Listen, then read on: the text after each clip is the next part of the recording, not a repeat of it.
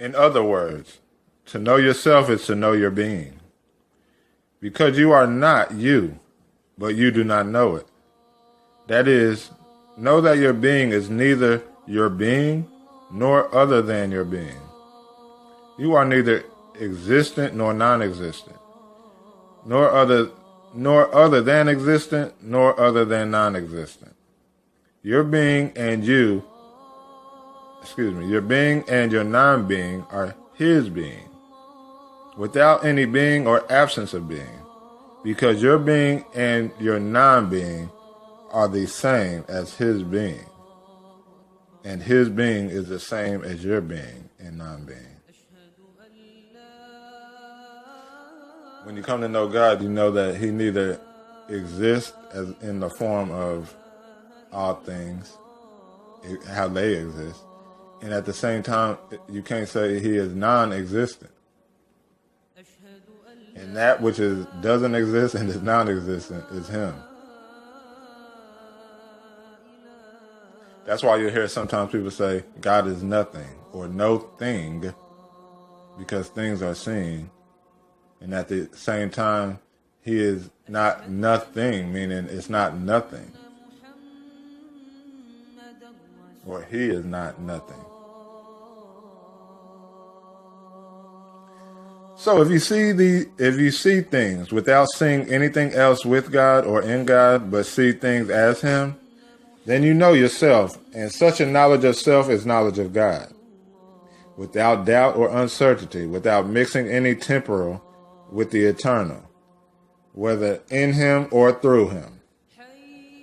If someone asks you, what is the way to union, when you assert that there is no other than him, yet one thing cannot be united to itself? This is the reply. So many will ask you, if God is everything, well, how do you unite with him when you say there's nothing separate from him? And this is what Balyani says.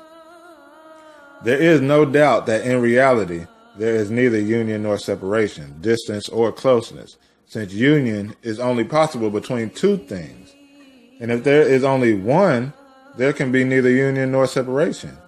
Union requires two things, which are either similar, in which case they are equal, or dissimilar, in which case they are opposites. However, he is exalted far above having any opposite or equal. Therefore, union lies in something other than union, closeness in something other than closeness, and distance in something other than distance. There is union without union, closeness without closeness, and distance without distance.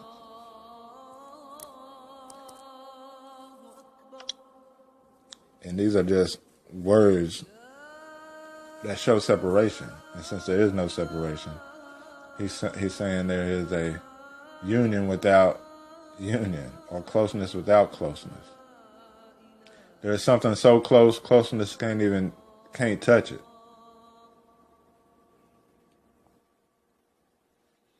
There is no distance. If someone asks, we understand union without union, but what does closeness without closeness and distance without distance mean? The reply is, in those times of closeness and distance, you were not anything other than God. But you did not know yourself, and you were not aware that you were always him, without you. When you reach God, that is, when you know yourself in a way that is beyond all conditions, you know that you are him. And you know that you did not know before whether you were him or other than him. When knowledge comes upon you, you know that it is through God that you know God, not through yourself.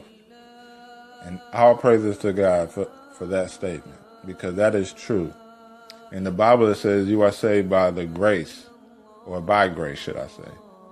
And that's the grace of God. No, it's not by the human being that you come to know God. It is only by the revelation of God that you know God. Although at the same time you could say, do these steps. If you believe yourself to be an independent person, follow these paths and hopefully it'll lead you to that. But ultimately, it is God who reveals himself to you and as you. And because somebody can be on a path for 50 years. Someone I sat under who showed me the path when I thought I was a human, sat under it or walked the path longer than I did. And when you come to this realization, you will see that it was never you, the human, who brought himself to this knowledge. Suppose, for example, that you do not know that your name is Mary, or that what your name designates is Mary. Name and named are the same. And that you think that your name is Jane.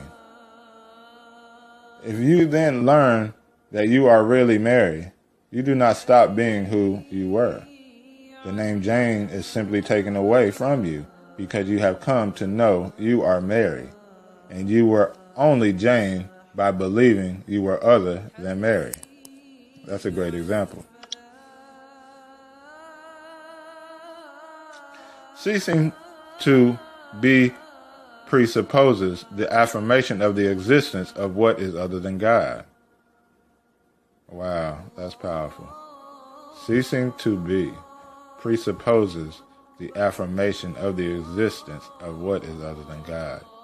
And that's our major block. That's why you'll hear a lot of times the ego is the veil, because you believe it to be something other than God.